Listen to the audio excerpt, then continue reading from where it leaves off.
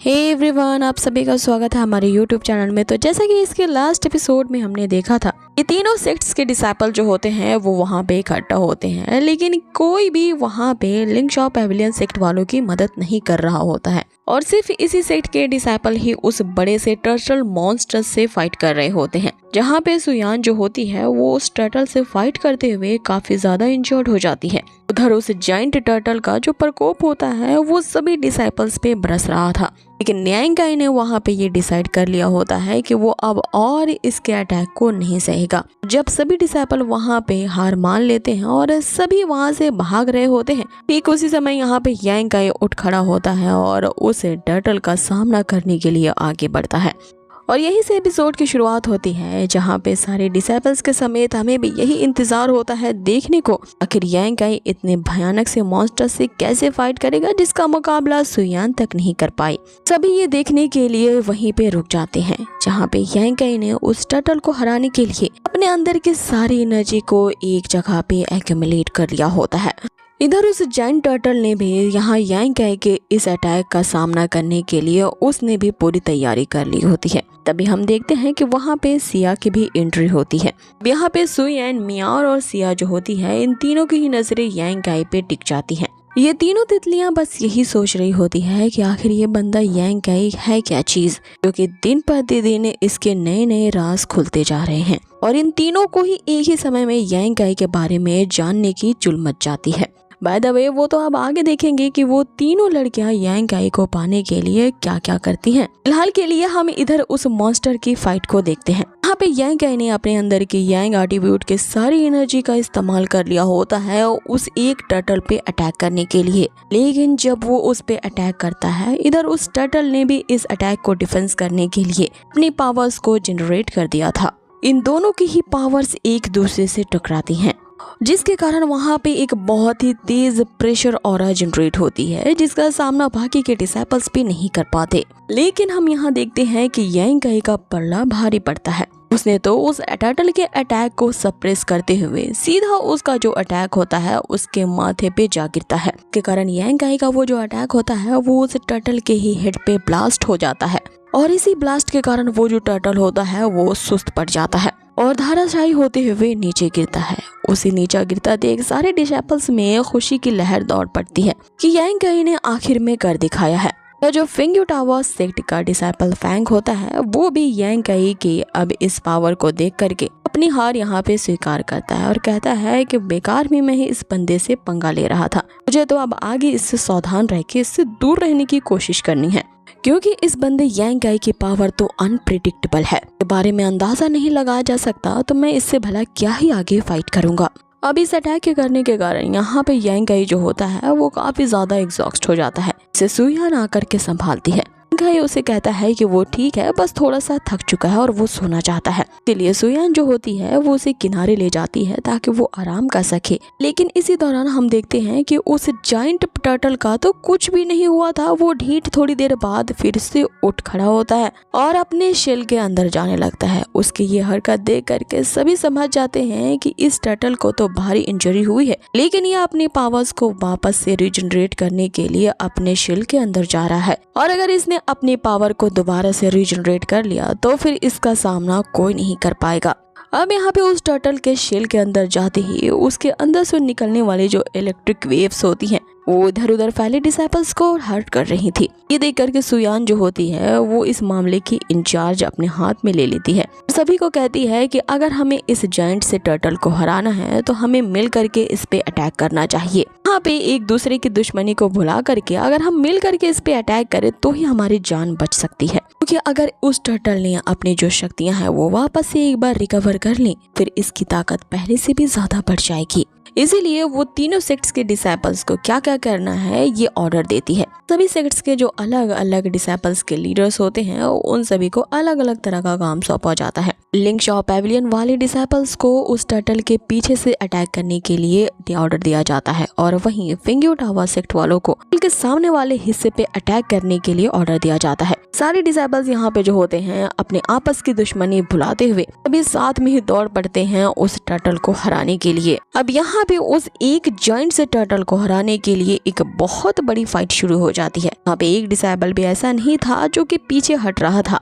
सभी के सभी यहाँ पे टर्टल पे चारों तरफ से अटैक करना शुरू कर देते हैं। अब आगे वो जो डिसाइपल फैंग होता है वो अपने सारे डिसाइपल से ये कहता है कि हमें इस टर्टल के उठने से पहले इस पे अपना डिमन कर्स लगाना होगा। यहाँ पे श्वांगी जो होती है वो उस टर्टल के अराउंड वो डिमन कर्स एक्टिवेट कर देती है। इसके कारण उस टर्टल के अराउंड एक ऐसी राउंड सर्कल बन जाता है। से निकलने वाली जो चेन्स होती हैं उस टर्टल को चारों तरफ से बांध देती हैं। लेकिन अभी भी उस टर्टल के शील्ड से जो इलेक्ट्रिक वेव सी ऑरा निकल रही होती है वो यहाँ पे डिसाइपल्स को हर्ट कर रही थी। इन्हें बचाने का काम मियार और सियार कर रही होती हैं, उन्हें इलेक्ट्रिक बोल्स को डिसाइपल्स से हटाते हुए।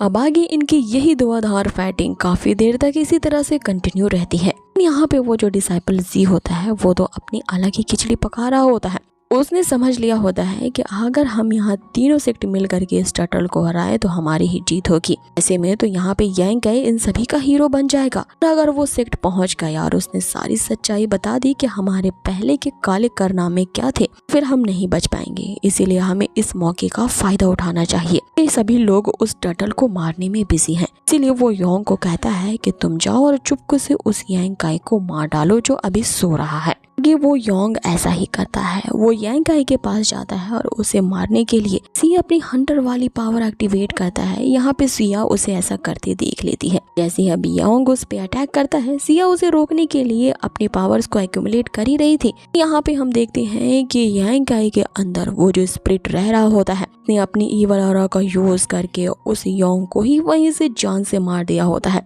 अब अपने सबकॉन्शियस माइंड के अंदर यहाँ पे यांग काई उससे पूछने लगता है कि आखिर तुमने मेरी परमिशन के बगैर ऐसा क्यों किया। तो स्पिरिट उसे बताता है कि वो तुम्हें मारने के लिए आ रहा था, और मैं ऐसा नहीं करता तो तुम अब तक मारे जा चुके होते, और मैं तो आपका गुलाम हूँ और मुझे बस आपकी रक्षा करनी है, इसीलिए मैंने आपके कमांड के बगैर ये काम किया। जिसमें यांग काई उसे कहता है कि मैं जानता हूँ कि तुमने ऐसा क्यों किया है। तुमने ये सोचा होगा कि अगर मेरी बॉडी मर गई तो मेरी सोल भी डिस्ट्रॉय हो जाएगी, तो तुम मेरे सबकॉन्शियस माइंड में कैसे रह पाओगे। इसलिए यहाँ पे तुमने अपनी जान बचाने के लिए ऐसा किया है, लेकिन याद रखना कि तुम मेरे सिर्फ एक गुलाम हो। इसलिए अगली बार मेरे कमांड के बगैर तुम्हें कुछ भी करने का आदेश नहीं है। अगर तुमने ऐसा किया तो मुझे तुम्हें मारने में जरा भी वक्त नहीं लगेगा। इधर दूसरी तरफ बस सिया यही देखती रह जाती है कि आखिर यांग काई की बॉडी से अभी एक ऐसी ईविल ऑरा जनरेट हुई ने उस दूसरे बंदे को जान से मार दिया है। तो आखिरकार ये यांग काई किस तरह की ईविल प्रैक्टिस करता है, इसके ईविल स्किल्स देख करके तो अब मुझे इससे डर लगने लगा है। मैं इसके राज को जान करके रहूंगी और टाइम मिलेगा तो इससे जरूर पूछूंगी कि आखिर इसके बॉडी से ये क्या चीजें रिलीज हो रही हैं कि इसके अनकॉन्शियस होने के बावजूद भी इसे प्रोटेक्ट कर रही हैं। इधर दूसरी तरफ हमें उस बड़े से जाइंट टर्टल को दिखाया जाता है जो कि उस डिमन कर्स के तो अंदर होता है, लेकिन उसकी जो पूंछ होती है वो उस सर्कल से बाहर होती है। वो उसी का यूज करके के बाकी के डिसाइपल्स को हट कर रहा था। इस पे नजर पड़ जाती है उस फैंग की और वो डिसाइड कर लेता है कि अब वो उसके पीछे से अटैक करेगा। यहाँ पे उस फैंग ने उस टर्टल के पूंछ को कट करने के लिए उसी पे ही अटैक कर दिया होता है। उसकी पूंछ पे अटैक होती ही वो जो टर्टल होता है वो तो यहाँ पे तिलमिला जाता है। अब आगे सभी ने यहाँ पे अपने जोर को दुगना कर दिया होता है ताकि वो उस टर्टल को हरा पाए। सिया ने अपने 9th सोल चेन को एक्टिवेट कर दिया होता है और उस टर्टल को चारों तरफ से वो बांध देती है ताकि वो इधर उधर मूव ना कर पाए। आगे वो सुयान से कहती है कि मैंने इसकी वीकनेस को ढूंढ लिया है, लेकिन मैं इसे ज्यादा देर तक कंट्रोल नहीं कर पाऊंगी, इसीलिए तुम लोगों को जल्दी करनी होगी। कि तभी यहाँ पे मौका पाके सुयान जो होती है अपने अब तक की सबसे बड़ी आइस एट्रीब्यूट का यूज करती है। इससे एक बहुत बड़ा फॉर्मेशन बनता है और उससे निकल रही तलवार जो होती है वो बहुत ही बड़ी आकार की होती है। शॉट जो होती है वो धीरे धीरे उस फॉर्मेशन से रिलीज होती है और उस टर्टल की ओर बढ़ रही होती है। और वो जो तलवार होती है अब धीरे धीरे उस टर्टल के हेड के आर पार जाना शुरू कर देती है। यहाँ पे जितने भी डिसाइपल्स उस टर्टल को बांधे हुए थे का प्रेशर बढ़ जाता है क्योंकि वो टर्टल उनसे आज़ाद होने के लिए और भी ज़्यादा स्ट्रगल करने लगता है। लेकिन इस आखिरी मोमेंट पे सभी हार नहीं मानते, वो अपनी पूरी ताकत के साथ यहाँ पे लगे होते हैं। तभी हम देखते हैं कि सुयान की जो बड़ी सी शॉट होती है उस टर्टल के हेड को 2 टुकड़ों में काट देती है। सिर्फ फाइनली एंड आफ्टर ऑल अब उस टर्टल की मौत होती है। उस टर्टल के मरते ही सभी वहाँ पे चैन की सांस लेते हैं और फाइनली अब खुश हो पाते हैं कि आखिरकार इतनी मेहनत करने के बाद ये जायंट सा मॉन्स्टर मारा गया। यहाँ पे सभी लोग खुश होते हुए शेयर करने लगते हैं। सुयान जो होती है वो यांग काई के पास पहुँचती है। आगे सभी लोग इसके लिए खुश हो रहे होते हैं कि आखिरकार इन तीनों सेक्ट्स ने मिल करके कुछ अच्छा काम किया है। तो इस 6 लेवल के इतने खतरनाक से बीस्ट को सबने मिल करके हराया है, वो भी सिर्फ यहाँ पे यांग काई की ही बदौलत। आगे सारे डिसाइपल्स यहाँ सुयान और सिया की कॉम्बिनेशन की भी तारीफ करते हैं।